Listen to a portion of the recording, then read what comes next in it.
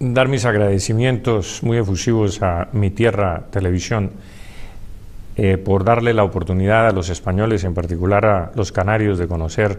esta parte de la historia de España que es suficientemente desconocida en la península. Y digo desconocida porque efectivamente los españoles se han perdido de esta fascinante historia de guerra, historia de una batalla que verdaderamente le dio lustre y gloria a las armas españolas. Se trata de la otra armada invencible que puso Inglaterra en la mar para conquistar el imperio español en América, armada que se suponía iba a lograr lo que Felipe II no pudo hacer con su armada invencible en la conquista del imperio inglés. Los ingleses armaron una flota inmensa de 180 naves que deben, por supuesto, contrastarse contra las 126 naves que armó Felipe II para la invasión de Inglaterra. Pues esta invasión se iba a llevar a cabo en Cartagena de Indias con 180 navíos que pretendían estrangular la yugular de los abastecimientos y de la ruta del tesoro a España para rendirla, para humillarla, para doblegarla a las pretensiones de los británicos. Así las cosas, todo empezó porque un capitán de apellido Fandiño capturó un barco inglés que llevaba contrabando en las aguas de la Florida. Capturado el barco y hecho el abordaje, el capitán español procedió a cortarle la oreja al capitán del navío inglés de apellido Jenkins. Este señor Jenkins se paseó por la corte inglesa exhibiendo la oreja que llevaba en un frasco, habló con todos los parlamentarios de la época, mostrándoles el horror y el salvajismo de los españoles. Hasta que un parlamentario,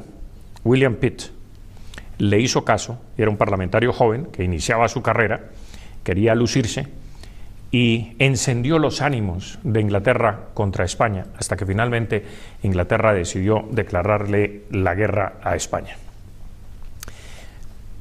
Para conquistar el imperio español, los ingleses pusieron, como ya dije, en la mar 180 navíos al mando del almirante Vernon. Así las cosas, llegaron los navíos a Jamaica, se establecieron allí mientras hacían todos los preparativos y llegaban otros barcos de guerra a reforzar esos preparativos. Y los españoles, avisados de que Inglaterra tenía planes de conquista del imperio, que era esencialmente conquistar Cartagena de Indias, porque Cartagena era un puerto que daba abrigo a las naves españolas, y era un puerto importantísimo que se llamaba la llave del imperio, porque ahí se abrigaban, por así decirlo, las naves españolas de los temporales de las Antillas, etcétera, pero además se recogían todos los tesoros que provenían de Sudamérica, del Perú, del Alto Perú, del Potosí, toda la plata, el oro que se recogía en la Nueva Granada también, se acopiaban en Cartagena de Indias, allí se recogían por la armada, los galeones de la Carrera de Indias, se llevaban a Veracruz, en Veracruz se recogían los otros tesoros provenientes del Virreinato de México, o de Nueva España que se llamaba en ese entonces, y de allí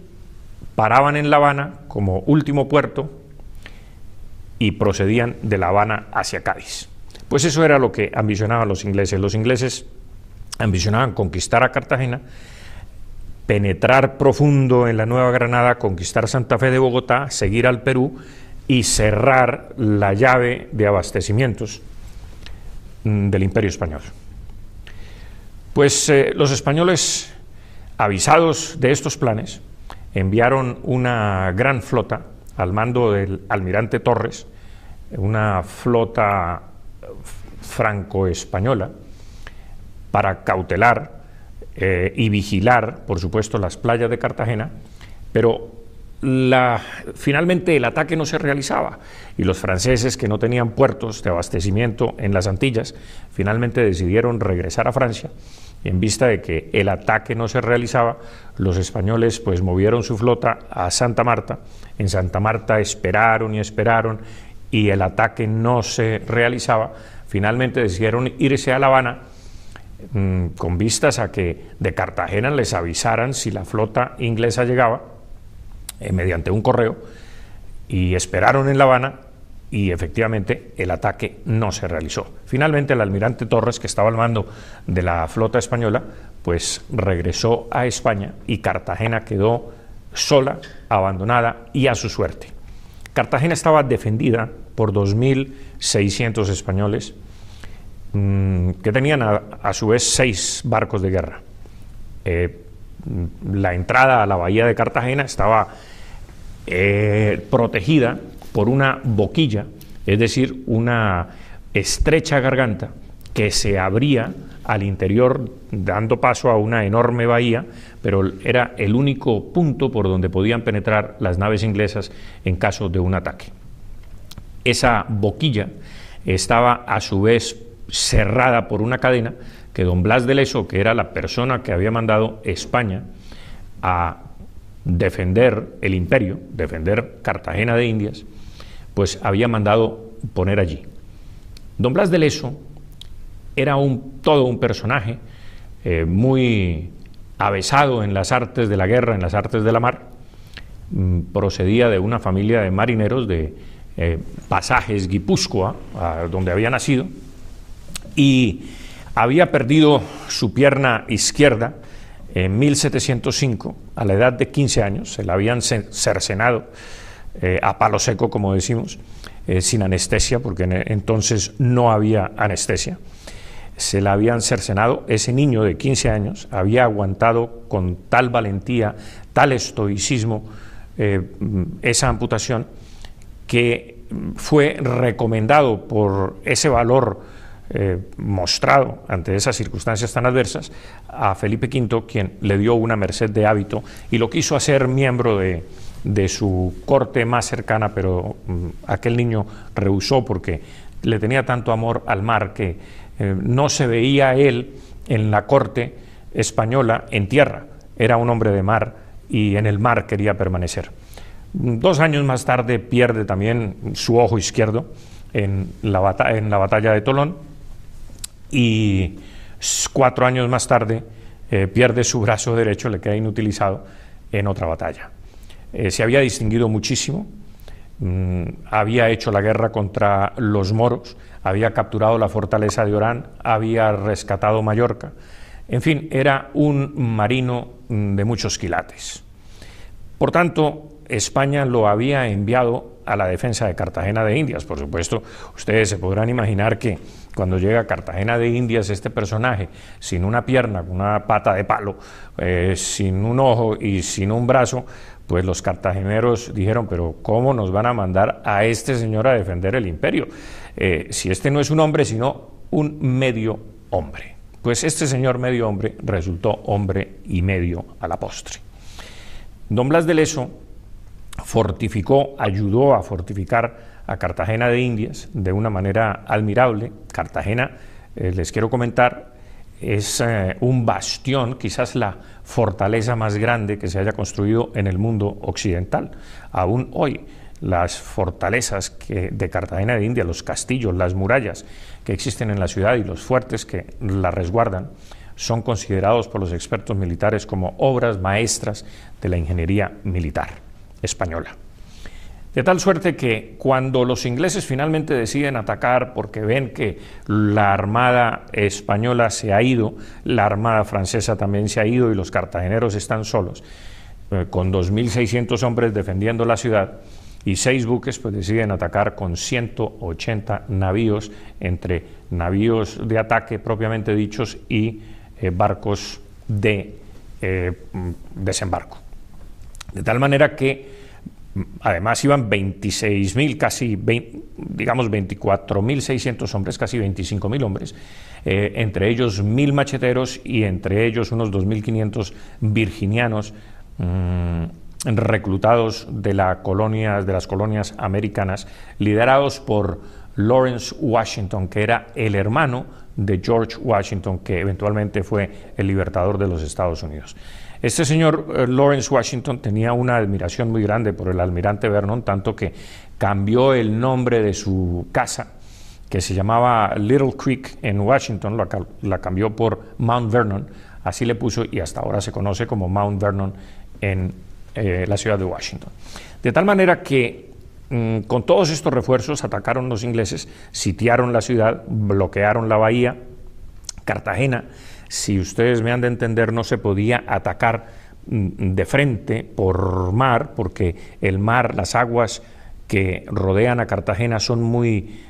pandas, no tienen la suficiente profundidad y los barcos no se pueden acercar lo suficiente para cañonear la ciudad, de tal manera que tenían que entrar por esa garganta que se llamaba La Boquilla, que era como una especie de ruta, de canal profundo que llevaba directamente a la bahía interna y directamente a los muelles de Cartagena. Pero claro, esa bahía tenía riesgos porque al lado y lado de ese canal marítimo pues había muchos corales y los barcos podían encallar si no se sabía navegar. De tal manera que los españoles habían cerrado La Boquilla y habían construido además en Boca Grande una escollera submarina, que también es un ejemplo de ingeniería que hasta hoy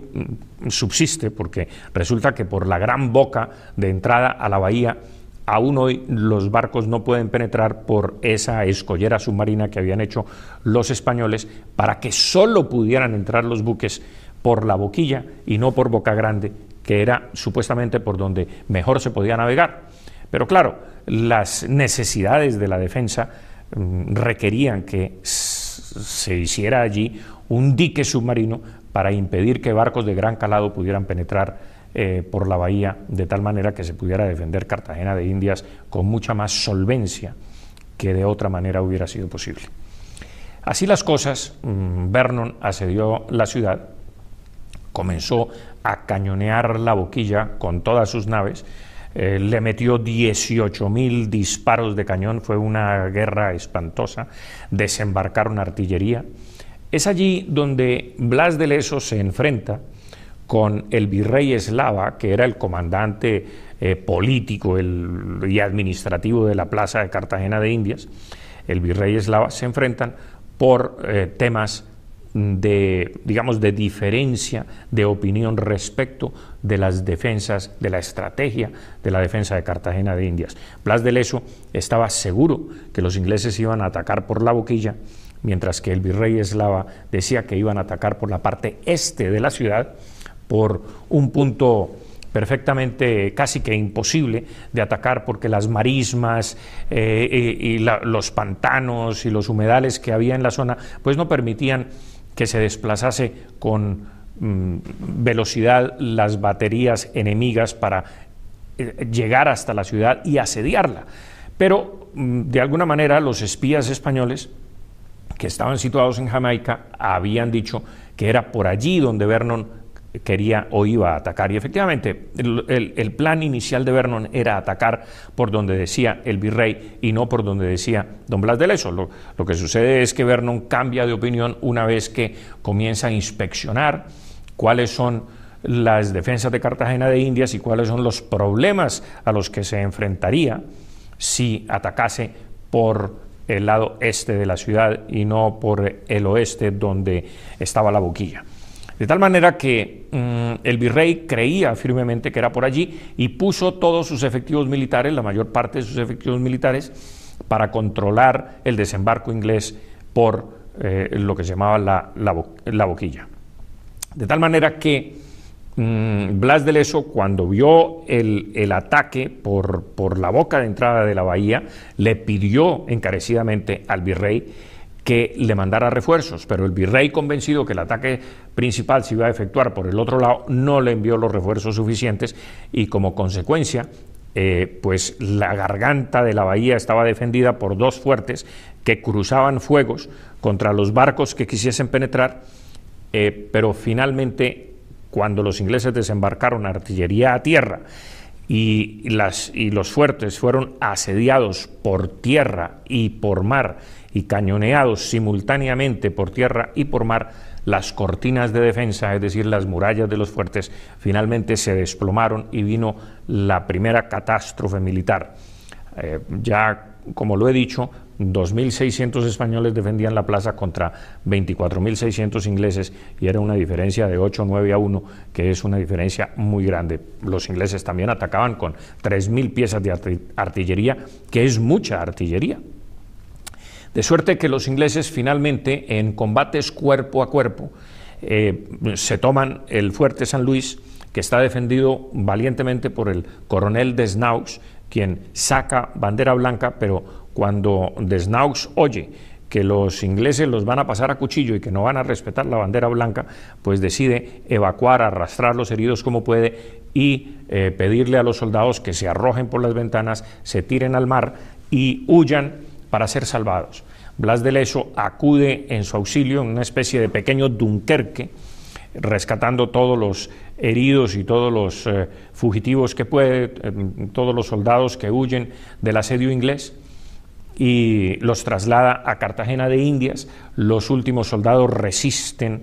valientemente en el fuerte. Viene el combate cuerpo a cuerpo. Los españoles son digamos, sobrepasados por esa marea humana que amenaza con matarlos a todos. Blas de Leso bombardea los fuertes, aún sabiendo que hay españoles allí defendiendo hasta última hora para que otros puedan huir. Sin embargo, pues la guerra es así de cruel, hasta que finalmente los últimos españoles son rescatados de manos de los ingleses, huyen y se van hacia Cartagena de Indias. Es decir, el primer anillo de defensa de la ciudad de Cartagena ha sido roto. Los ingleses penetran profundo en la bahía, establecen su cuartel general muy cerca ya de Cartagena de Indias, en el segundo anillo de defensa, que está conformado por otra pequeña boca con dos fuertes al lado y lado, y allí es donde Blas de Leso vuelve a enfrentarse con el virrey, porque Blas de Leso dice que es necesario que sus buques, los que le quedan, que ya no son más que 2 buques, porque los demás han sido hundidos en la boca de entrada, pues pide que estos 2 buques hagan la defensa, la última defensa de Cartagena, pero el virrey dice que es necesario hundir esos buques para que los ingleses no pasen por encima. Pero ya Blas de Leso había medido la profundidad del mar y le decía al virrey que era imposible, que los ingleses pasarían por encima porque las aguas eran muy profundas en ese punto. El virrey no hace caso, ordena hundir los buques de don Blas de Leso. Blas de Leso le dice que él es un enemigo de la Armada española, y eso, por supuesto, es una acusación sumamente grave que el virrey tiene en cuenta para posteriores desarrollos que ustedes se darán cuenta en la medida en que continuemos con el relato. De tal suerte que, efectivamente, tal como lo había dicho Blas de Leso, los ingleses pasan por encima de los barcos hundidos,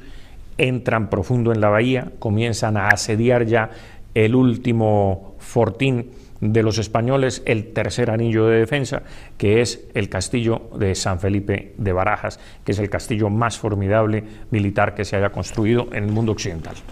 De tal manera que los ingleses desembarcan, acorralan una compañía de granaderos,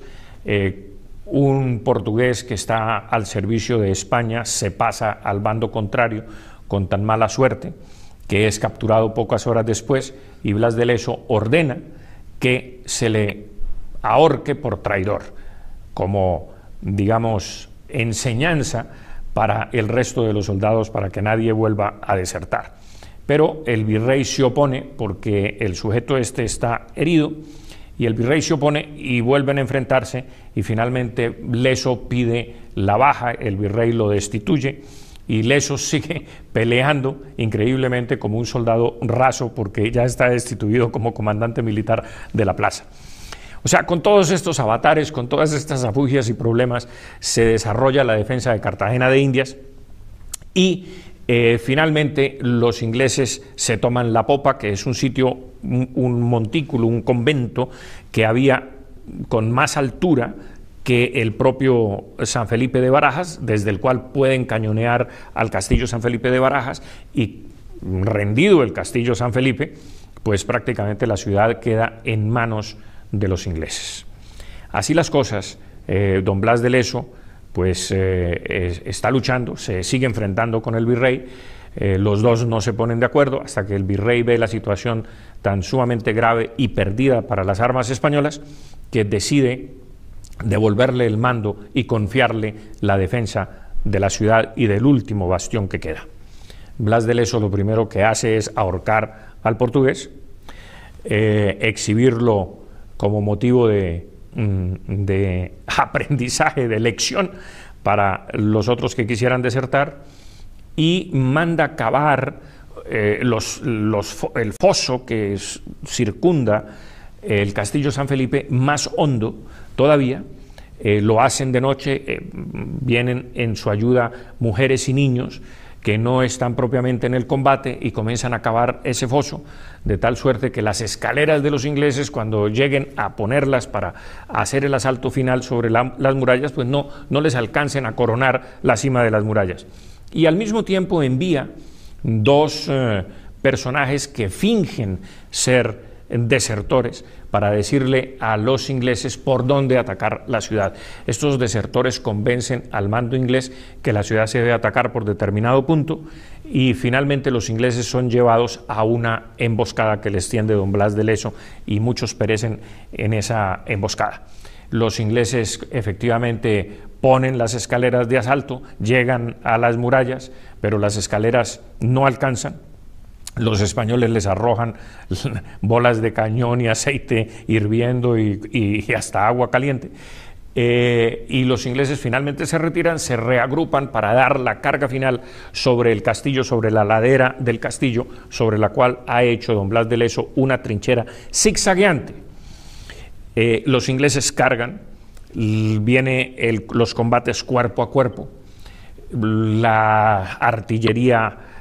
se hace sentir, pero cuando los ejércitos chocan cuerpo a cuerpo, pues se silencian las artillerías de parte y parte. Los hombres están jadeantes, es mediodía, Cartagena es una ciudad calurosa, está en pleno abril y mayo, el calor es enorme, los ingleses están fatigados, y los españoles hacen en ese momento de las 12 del día un toque a oración. Y ustedes se sorprenderán, pero las cornetas españolas tocan a oración, los ingleses se sorprenden porque saben y ya han conocido ese toque, los cañones y los hombres no se enfrentan, los españoles ponen rodilla en tierra, sale el padre Lobo de la ciudad amurallada, reza el Ángelus. Don Blas de Leso reza el Salmo 69 pidiendo protección, porque es prácticamente lo único que se puede pedir en unas circunstancias tan difíciles, rodeados de ingleses, con la comida escaseando, ya han matado los últimos caballos, ya no hay cómo comer, los hombres están sedientos, hambrientos, no hay casi munición, en fin. La situación es gravísima, Cartagena va a caer y solo un milagro puede evitar que Cartagena caiga en manos de los ingleses. De tal suerte que Blas de Leso reza ese salmo, vuelven a tocar los clarines de la guerra y los hombres vuelven a chocar, y Blas de Leso en ese momento en que todos están como amorcillados, los ingleses están amorcillados subiendo la ladera, enfrentándose 3.000 ingleses contra 800 españoles, cuerpo a cuerpo, y Blas de Leso ordena abrir las puertas de la muralla del castillo de San Felipe de Barajas al coronel Desnaux para que salgan los últimos 300 hombres, que son las maestranzas de artillería que tiene manejando los cañones, que ya no son efectivos porque los hombres están combatiendo cuerpo a cuerpo. Y entonces Desnaux, el coronel, se sorprende, se opone, le dice: pero ¿cómo se le ocurre abrir las puertas de la ciudad si se nos entran los ingleses? Leso ordena abrirlas y sacar a sus 300 hombres y efectivamente tienen que cumplir la orden y sus 300 hombres salen cargando bayoneta calada y cargan sobre los ingleses que, sorprendidos y cansados, pues se abre una brecha en las filas inglesas. Los ingleses retroceden para cerrar la brecha, pero al retroceder se caen, se tropiezan y lo que es inicialmente un retroceso para cerrar una brecha se convierte en una estampida fenomenal. Los ingleses comienzan a correr ladera abajo, dejando estopas, dejando escaleras, dejando fusiles, dejando cuchillos, dejando todo, corriendo, y los españoles detrás con la bayoneta calada, rascándoles las costillas, matando a los que caen. En fin, viene un desastre militar inglés. Los ingleses intentan abordar las canoas de desembarco que tienen en la playa. Los españoles capturan otra vez el montículo de la popa, el convento de la popa, liberan el asedio que tenían sobre otros dos fuertes, San Sebastián del Pastelillo y otro fuerte, y liberan la compañía de granaderos que estaba cercada por el ejército inglés. De tal manera que la carga española es tremenda, vuelve a ondear la bandera real sobre Cartagena de Indias y sobre el castillo de la popa, de tal manera que los españoles ganan esa enorme batalla que significó muchísimo para España y para el imperio. Así debemos cerrar esta historia diciendo que el virrey Eslava escribe un diario en el que le cuenta a Felipe V amañadamente cómo él vio las cosas, diciendo que don Blas de Leso tenía mañas de escritor o achaques de escritor porque escribía en su diario todo lo que iba pasando, y que entre otras cosas es el diario que yo he usado para reconstruir todos los escenarios bélicos.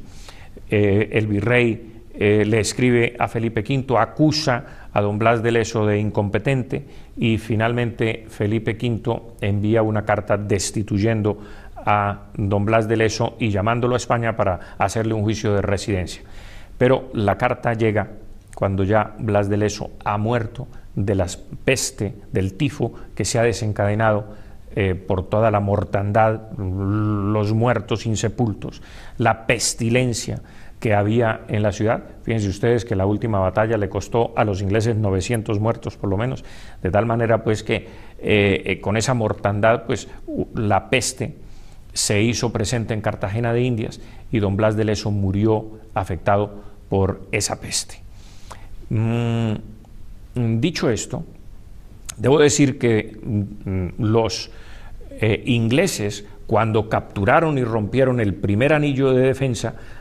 enviaron una goleta muy rápida, muy veloz a Inglaterra para solicitarle, para anunciar el triunfo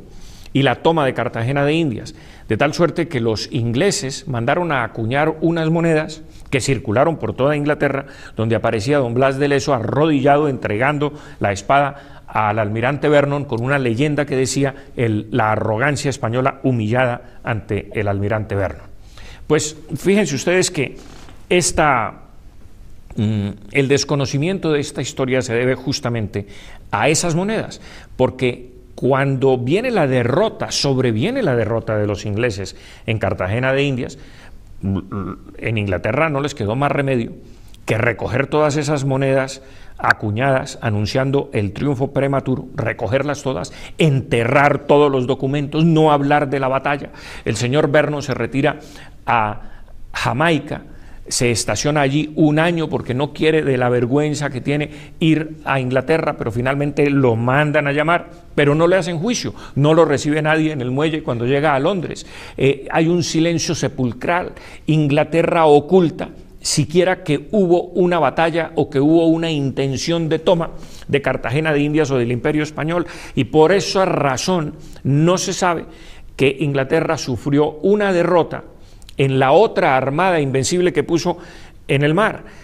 Y fíjense ustedes que la armada de Felipe II fue derrotada por los elementos, las olas, el mal tiempo. Fundamentalmente, la armada del almirante Vernon de Inglaterra fue derrotada a cañonazo limpio por los españoles, que desmantelaron el 50% de la flota. Los ingleses tuvieron, miren, en Cartagena se perdió la flor y nata de la oficialidad británica. 43 oficiales británicos quedaron tendidos en el campo de batalla e Inglaterra perdió la mejor flota que tenía, quedó desmantelada y era una oportunidad enorme para que España hubiese aprovechado y haber podido llevar a cabo su política de derrota final del Imperio Británico. Pero las cosas son como son y la historia es como es. España no aprovechó esa oportunidad. Don Blas de Leso, que no tenía dinero porque la corona le debía la marina y por supuesto la corona le debía muchos sueldos atrasados, no tenía con qué ser enterrado, lo enterraron en una fosa común, no sabemos exactamente dónde fue enterrado, eso es lo único que no he podido averiguar, no se sabe dónde fue enterrado. En cambio, el almirante Vernon, a pesar de ese silencio inglés, su sobrino logró que fuese enterrado en el pabellón de los héroes ingleses en Westminster, y allí su tumba dice que, mentirosamente por supuesto, en una leyenda, en una inscripción en la tumba, dice que el almirante Vernon llevó en Cartagena de Indias la victoria hasta donde sus fuerzas pudieron llevarla, lo cual es una enorme mentira. Pero bueno, finalmente Carlos III, ya muerto don Blas de Leso y muerto Felipe V, don Carlos III restituye la memoria de don Blas de Leso y en su hijo mayor lo nombra Marqués de Obieco. Esa es la historia que quería contarles, una historia de un héroe de carne y hueso que creía en la defensa de una patria mucho más grande, mucho más importante, de todo un imperio, y no se circunscribía a una parroquia o a defender unos intereses muy locales. Esa es la historia de don Blas de Leso, un héroe de carne y hueso de la historia de España.